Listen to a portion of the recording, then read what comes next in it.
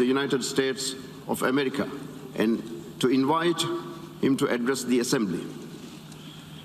Mr. President, Mr. Secretary General, my fellow delegates, to all those who dedicate themselves to this noble mission of this institution, it's my honor to speak to you for the first time as President of the United States.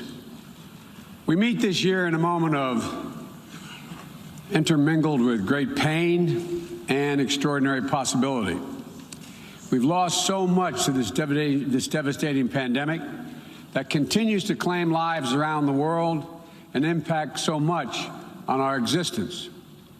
We're mourning more than 4.5 million people, people of every nation, from every background. Each death is an individual heartbreak, but our shared grief is a poignant reminder that our collective future will hinge on our ability to recognize our common humanity and to act together. Ladies and gentlemen, this is the clear and urgent choice that we face here at the dawning of what must be a decisive decade for our world, a decade that will quite literally determine our futures.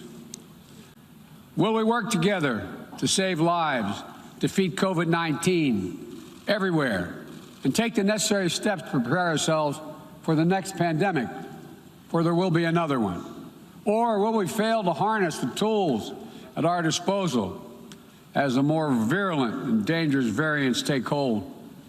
Will we meet the threat of the challenging climate we're all feeling, already ravaging every part of our world with extreme weather?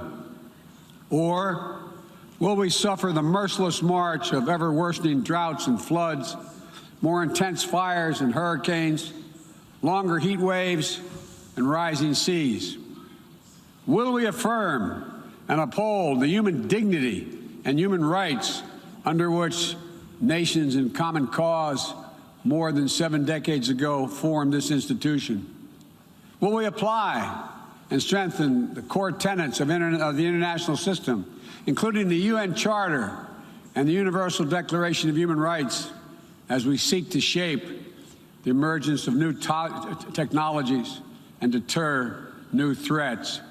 Or will we allow those universal principles to be trampled and twisted in the pursuit of naked political power? In my view, how we answer these questions in this moment, whether we choose to fight for our shared future or not, will reverberate for generations yet to come. Simply put, we stand, in my view, at an inflection point in history.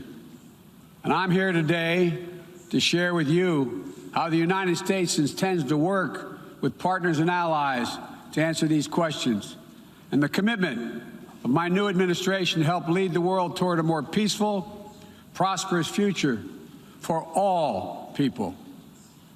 Instead of continuing to fight the wars of the past, we are fixing our eyes on devoting our resources to the challenges that hold the keys to our collective future.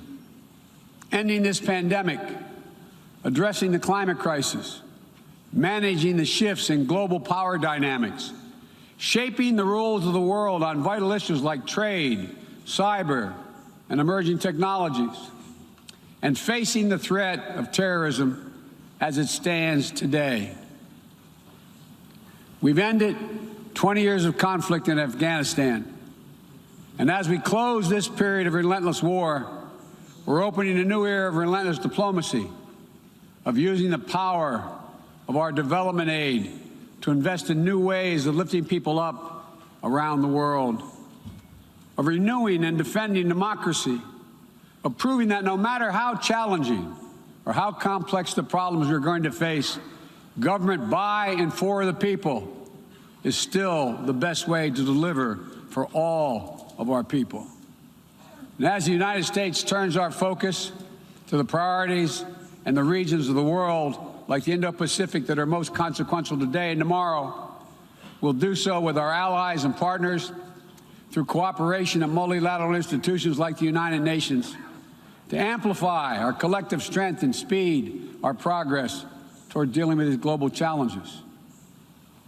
It is a fundamental truth of the 21st century within each of our countries and as a global community that our own success is bound up in others succeeding as well.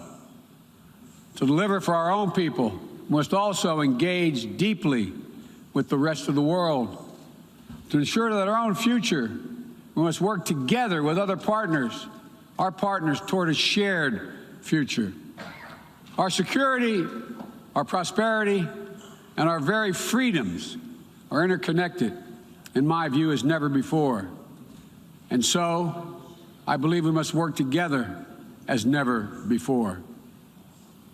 Over the last 8 months, I prioritized rebuilding our alliances, revitalizing our partnerships, and recognizing they are essential and central to America's enduring security and prosperity. We have reaffirmed our sacred NATO alliance to Article 5 commitment. We're working with our allies toward a new strategic concept that will help our alliance better take on evolving threats of today and tomorrow. We renewed our engagement with the European Union, a fundamental partner in tackling the full range of significant issues facing our world today. We elevated the Quad partnership among Australia, India, Japan, and the United States to take on challenges ranging from health security to climate to emerging technologies. We're engaging with regional institutions from ASEAN to the African Union to the Organization of American States to focus on people's urgent needs for better health and better economic outcomes. We're back at the table in international forums, especially the United Nations, to focus attention and to spur global action on shared challenges.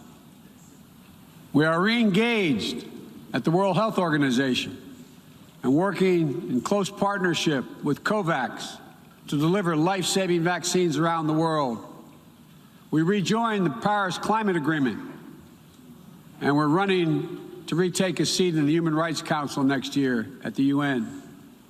And as the United States seeks to rally the world to action, we will lead not just with the example of our power, but, God willing, with the power of our example. The mission must be clear and achievable, undertaken with informed consent of the American people, and whenever possible, in partnership with our allies.